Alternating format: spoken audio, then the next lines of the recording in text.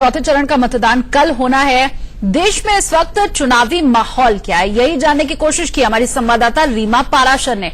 उन्होंने दिल्ली से लेकर के मुंबई तक ट्रेन से सफर किया और मुसाफिरों के मन की बात जानी। देखिए रिपोर्ट। नमस्कार, मैं हूं रीमा पाराशर। इस वक्त देश का चुनाव जिस मुकाम पर आ गया है वो बहुत ही दिलचस्प है। नारे ऐसे हैं जो लोगों की जबान पर चढ़े हुए हैं, तो मुहावरे ऐसे हैं जिन्हें मुद्दा बनाकर राजनीतिक दल एक दूसरे के साथ शीटाकशी में लगे हुए हैं। आज का हमारा सफर शुरू होगा दिल्ली से मुंबई, यानी महाराष्ट्र की राजधानी की तरफ। तो क्या है वहां की राजनीति और क्या है वहां के मुद्दे, ये तमाम बातें हम अपने इस सफर में जानने की कोशिश करेंगे। आइए चलते हैं। तो दिल्ली से हमारा ये सफर शुरू हो गया है और शुरुआत यहाँ पर हो रही है ब्रेकफास्ट से। दिल्ली से जो ट्रेनें चल रही हैं उनका खाना कैसा है, इसको लेकर के भी अब चर्चा काफी गर्म रही है। इस पूरे टेन्योर में जो नरेंद्र मोदी का कार्यकाल रहा उसमें इस बात को लेकर काफी दावे किए जाते रहे कि ट्रेन की जो जर्नी है या ट्रेन का जो सफर है वो बहुत ही खुशनुमा अब हो गया है।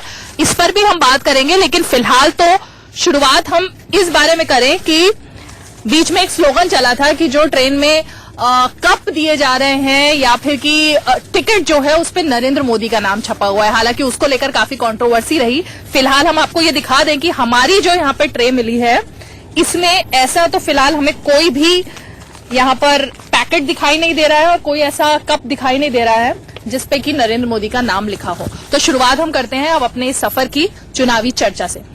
कहाँ से कहाँ जा रहे हैं आप? मैं दिल्ली से मुंबई जा रहा हूँ। दिल्ली से मुंबई। हम यहाँ पर बात कर रहे हैं कि इस बार चुनाव में ऐसा कौन सा मुद्दा है जो एक आम आदमी के दिल से जुड़ा है और जिसके आधार पर वो वोट डालने जाएगा? सबसे पहले तो 30 साल के बाद एक मेजोरिटी मिली, एक पार्टी को, सिंगल पार्टी को मेजोरिटी मिली और एक स्टेबल गवर्नमेंट। तो लोगों को ऐसा लगता है कि वोटर्स है या सामान्य आदमी को कि जब स्टेबल गवर्नमेंट होती है, सिंगल मेजोरिटी होती है, तो सरकार को काम करना आसान होता है। इसलिए लोग, जैसे नरेंद्र मोदी ने कहा, सबका साथ सबका विकास, और उसी राह पे। आपको लगता है कि 5 साल में सबका साथ सबका विकास का जो नारा है उस पर कुछ काम हुआ? हाँ, बिल्कुल हुआ है, बिल्कुल हुआ है कि कई योजनाएं हैं। जैसे मैं आपको एक बताऊं करके कि गैस बोतल जो देना शुरू किया, कितनी महिलाओं को इससे खुशी हुई करके। शौचालय, स्वच्छता, जो गांधी की सोच थी, कांग्रेस तो गांधी का नाम ही लिया सिर्फ, पर इतने सालों के बाद शौचालय, स्वच्छता का नारा जो था वो बीजेपी ने उठा लिया। और आज आप देखेंगे कई जगह ऐसे शौचालय बने हैं करके कि जहाँ औरत को, महिला जो होती है, उसको बाहर नहीं जाना पड़ता है। आप कहाँ जा रहे हैं? मैं बड़ौदा जा रहा हूँ। आप बड़ौदा जा रहे हैं? अच्छा, आप तो गुजराती हैं। गुजराती। तो आप नरेंद्र मोदी के फैन हैं या गुजराती होने के नाते सिर्फ ऐसा बोलेंगे आप? नहीं, नरेंद्र मोदी जी का जो काम जो हमने देखा है ना, इसके हिसाब से इनके प्रति हमें बहुत आदर हो गया है।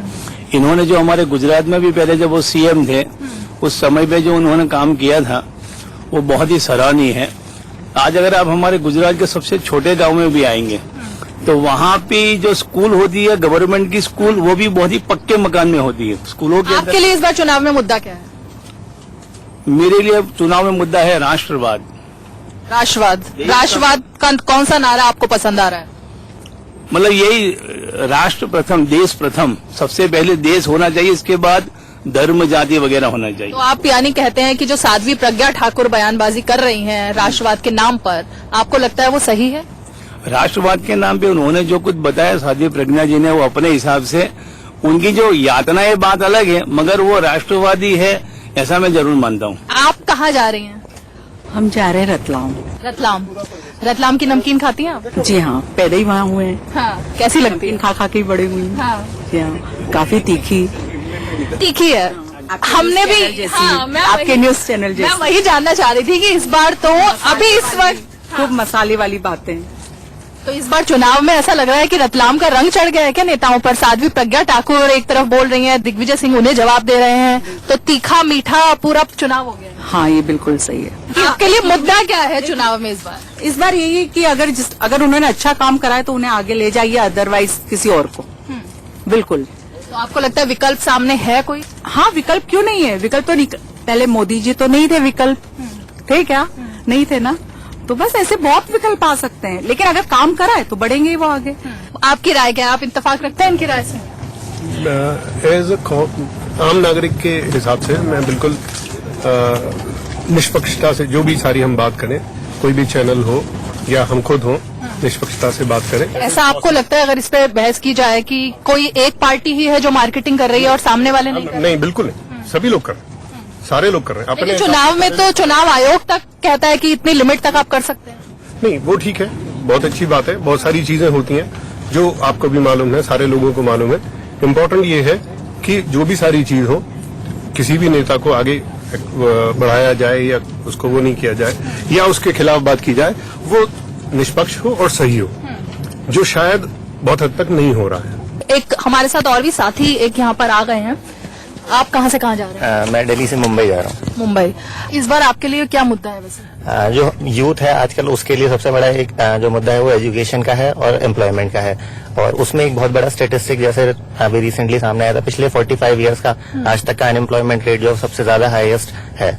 और NSSO एक सर्वेइंग ऑर्गेनाइजेशन है जो सर्वे करता है कि इंडिया में कितना एम्प्लॉयमेंट जनरेट हुआ है या फिर कितना अनएम्प्लॉयमेंट है। उसका उन्होंने एक रिपोर्ट कंपाइल करी थी, लेकिन उस डेटा को रिलीज नहीं होने दिया। तो ये बहुत बड़े क्वेश्चन खड़े करता है गवर्नमेंट के ऊपर कि वो अपने फेलियर्स को सामने नहीं आने दे रहा जा रही। जो अच्छी चीजें हैं वो सही बात है, वो आपको पब्लिक। तो मतलब आपका कहना है कि कांग्रेस जो कह रही है, राहुल गांधी जो आंकड़े दे रहे हैं वो सही है? नहीं, राहुल गांधी के आंकड़े नहीं। मैंने न्यूज़पेपर्स में और सारे न्यूज़पेपर्स में, चाहे कोई सा भी नेशनल डेली हो, इंग्लिश न्यूज़पेपर हो, हिंदी न्यूज़पेपर हो, रीजनल न्यूज़पेपर, सब में ये न्यूज रिपोर्ट आई थी कि NSSO ने जो अपनी एक रिपोर्ट एक हर साल की एक वो निकालती है सर्वे, उस सर्वे को इस लास्ट ईयर उसमें रिलीज नहीं करने दिया गया था। और उसी के चलते उनके जो हेड थे उन्होंने अपने आप को रिजाइन भी करा। और ये एक पैटर्न की हमने देखा गया है कि बहुत सारे जो मतलब सो कॉल्ड आप उन्हें लिबरल्स बोलिए, लेकिन उसके अलावा हाई कोर्ट के जजेस हैं, चीफ इकोनॉमिक एडवाइजर थे, RBI के गवर्नर थे, बहुत सारे ऐसे बड़े लीडर्स हैं जिनको इंडिपेंडेंटली वर्क नहीं करने दिया गया, तो वो अपने आप को उन्होंने रिजाइन करना बेटर समझा। तो आपके लिए ये आपसे जुड़ा हुआ मुद्दा? ये मेरे से अपना जुड़ा मुद्दा है, क्योंकि मेरे एज ग्रुप के लोग इस टाइम उनके लिए सबसे बड़ी चीज एम्प्लॉयमेंट है। अगर हमें एम्प्लॉयमेंट नहीं मिलेगा तो हमारे लिए आगे क्या ऑप्शंस हैं? राष्ट्रवाद को लेकर के सर्जिकल स्ट्राइक का मुद्दा इस बार बना और ये भी बात की जा रही है कि राष्ट्रवाद से जुड़ा हुआ क्योंकि ये मुद्दा था, इसलिए इससे बहुत ज्यादा बेनिफिट होने वाले हैं। सर्जिकल स्ट्राइक जो है बहुत ही मतलब ऐसा था कि इंडिया की इमेज हमेशा से पूरे वर्ल्ड ओवर रही है कि इंडिया बहुत एक मैच्योर डेमोक्रेसी की तरह से उसने काम करा है। तो मैच्योर डेमोक्रेसी का मतलब अपनी सेल्फ रिस्पेक्ट वाली बात होती है। तो उसके केस में जैसे कि मतलब पहले ही शायद ये डेटा बाहर आया हो, लेकिन पहले भी मतलब हमारे आर्मी के रिप्रेजेंटेटिव उन्होंने बताया था कि सर्जिकल स्ट्राइक्स पहले भी हुई थी, लेकिन अब की बार क्या उसको पब्लिसाइज ज्यादा किया गया है। और इस बार भी जो डेटा था कि जैसे ही सर्जिकल स्ट्राइक हुई, गवर्नमेंट के ऑफिशियल्स ने आके बोल दिया कि 300 लोग मरे हैं या इतने लोग मरे हैं, जो कि आर्मी ने खुद भी क्लेम नहीं करा। तो पॉलिटिसाइजेशन ऑफ सर्जिकल स्ट्राइक जो है वो एक बहुत नेगेटिव चीज थी जो गवर्नमेंट को नहीं करना चाहिए था, उससे बचना चाहिए था। अच्छा, तो इनका मानना है कि जिस तरह से पब्लिसिटी की गई राष्ट्रवाद के नारे को देते हुए सर्जिकल स्ट्राइक को मुद्दा बनाया गया, वो ठीक नहीं था। हालांकि राष्ट्रवाद इनके लिए इस चुनाव में मुद्दा है, ऐसा ये मानते हैं। दिल्ली से रतलाम तक जाने वाली ट्रेन बहुत ही कम स्टेशंस पर रुकती है और इसीलिए यहाँ पर हम कहेंगे कि क्लासेस भी, क्योंकि सिर्फ AC1, AC2 और AC3 सिर्फ 3 क्लास में यहाँ पर लोग सफर करते हैं। राजधानी ट्रेन है ये और इसीलिए बहुत ही सिलेक्टेड लोग हैं जो कि ऐसा लग रहा है कि चुनाव से रिलेटेड जो बात है वो करने के लिए इच्छुक है। आप बहुत सालों से आप तो वोट डाल रहे होंगे, जब वोट डालते हैं तो कैसे मन बनाते हैं?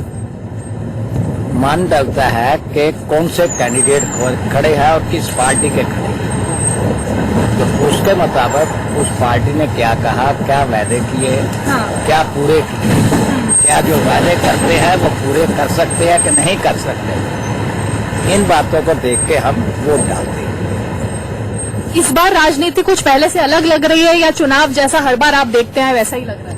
इस बार राजनीति का स्टैंडर्ड बहुत लो है। एक दूसरे पे छींटा छाटी हो रही है, गाली गलौज हो रही है और ऐसे तथ्य पेश किए जा रहे हैं जिनका आधार ही कोई नहीं। आगे की राजनीति स्वच्छ थी, अब गंदगी ज्यादा है, लो स्टैंडर्ड है, एक दूसरे को अपमानित करते हैं। ये बड़ी भारी चेंज हुई। सर आपका सफर कहाँ से कहाँ तक? बॉम्बे तक है। बॉम्बे तक है। जैसे हम यहाँ पर चर्चा कर रहे थे, आपको भी लगता है कि राजनीति में जो राजनेताओं का स्तर है एक दूसरे के खिलाफ, उसको लेकर के भी चर्चा होनी चाहिए? ये चर्चा का विषय नहीं है, ये जो है लोगों के संस्कृति और सभ्यता का विषय है। चर्चा तो बहुत होती रहती है, लेकिन वो कितने सभ्य लोग हैं, बस वही बात है। अब जब वो छींटाकशी इस तरह इस लेवल तक आ जाता है, तो इसका मतलब वो किस लेवल के को बिलोंग करते हैं, ये उसको इंडिकेट करता है। कोई भी सभ्य आदमी इस तरह के कमेंट नहीं करेगा जो आजकल कर रहे हैं। इस ट्रेन की एक दिलचस्प बात यह भी है कि जब ये रतलाम पहुंचती है तो आधी रात हो चुकी होती है, यानी 12 बजे के आसपास ये ट्रेन रतलाम पहुंचती है। और इसीलिए शायद इस सफर में जो लोग चल रहे हैं हमारे साथ में, वो सोच रहे हैं कि सोने से अच्छा है कि कुछ चर्चा ही कर ली जाए। और यहाँ पर जो लोग बैठे हैं वो बहुत चर्चा चल रही थी। अभी किस चीज की चर्चा चल रही है?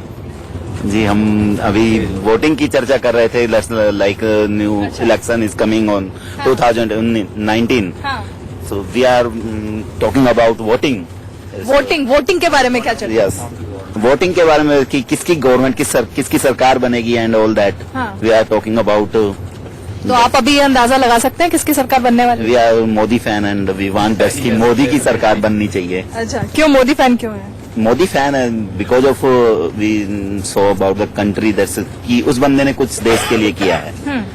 अगर हम 10 इयर्स को देखें, पिछले 10 साल को और अब के 5 साल को देखें, तो this the changes in our country.